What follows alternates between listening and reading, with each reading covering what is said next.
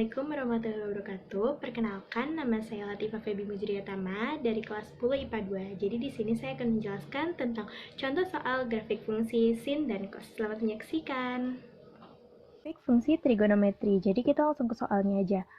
Tentukan amplitudo, periode, nilai maksimum, nilai minimum, dan grafik fungsi dari soal. Y sama dengan 2 cos X min 45. Jadi untuk menentukan amplitudo dan periodenya, kita harus lihat ke sini dulu. Kita harus tahu tempatnya di mana.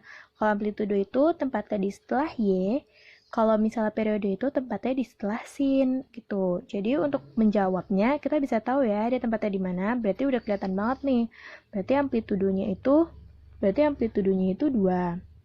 Ya, untuk periode kita harus ingat, satu periode itu 360 derajat.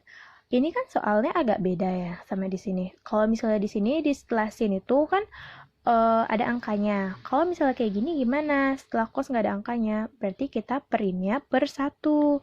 Berarti 360 per 1 sama dengan 360 ya. Kalau misalnya setelah cos ini ada angka lagi, kayak misalnya 2, 3, ataupun seterusnya, berarti si 360-nya ini bisa kita bagi dengan angka tersebut. Terus untuk mencari nilai maksimum dan nilai minimumnya, kita bisa lihat dari amplitudonya. Kalau misalnya di sininya sudah plus, berarti kita tulis saja tetap nilai maksimumnya 2. Terus nilai minimumnya gimana? Namanya juga minimum, dia itu pasti min. Jadi minimumnya kita ubah ke min. Kalau misalnya di sini itu min 2, sini itu min 2, jadi yang kita ganti apanya? Berarti yang kita ganti nilai maksimumnya gitu. Terus kita lanjut ke sini, cos X min 45. Jadi, kalau misalnya di sininya itu min, kita harus ubah dia ke plus untuk menghitung, untuk memasukkan di variabel X-nya, Jadi, untuk menghitungnya kita harus tahu dulu bentuk dasar dari sin atau cos X ini gitu. Nih, jadi 0 ditambah 45, 0 ditambah 90 ditambah 45, terus 180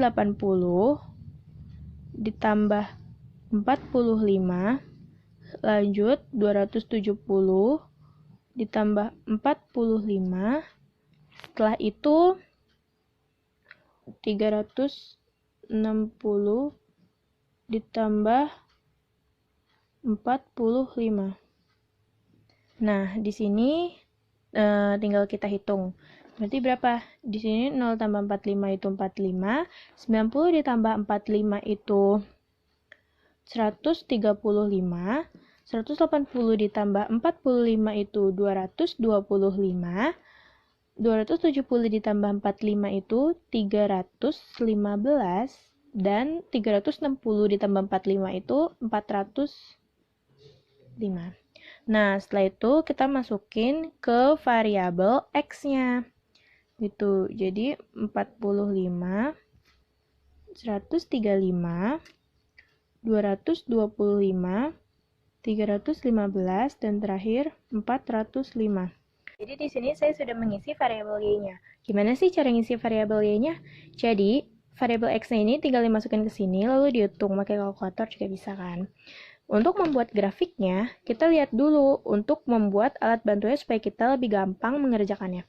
2 ini kan positif, ada di 45. Jadi 45 itu positif. Kita buat alat bantu seperti ini. Lalu 225 itu minus. Jadi kita buat alat bantu dari min 2 ke 225. Terus 405 itu plus 2. Jadi kita buat alat bantu juga seperti ini. Nah, kalau udah kayak gini kita tinggal membuat garisnya saja. Jadi kita tetap berpacu pada tabel ini ya. Jadi dari plus 2, 135 itu 0 kan? Plus 2, 135 itu 0. ke bawah, 225 itu min 2, 315 itu 0, lalu ke 405.